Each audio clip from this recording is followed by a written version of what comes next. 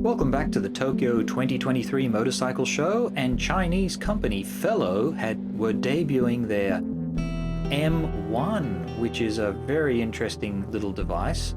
It's a folding electric scooter, although it does look like one of those robots from Star Wars. You can charge it and put it in the car, and you can also use it as an emergency power supply.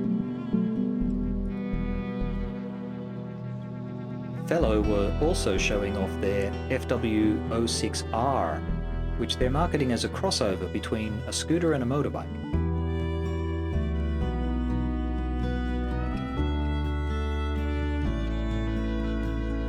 Another Chinese company, Go Wow, had their electric off-road bike called the Ori on display.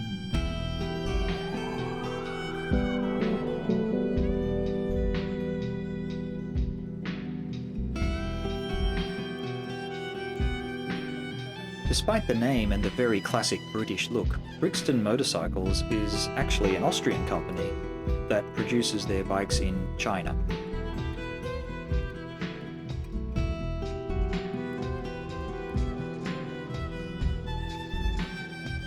Probably the least practical bike for Japanese roads was the three-wheeled Gangster produced by American company Boss Hoss.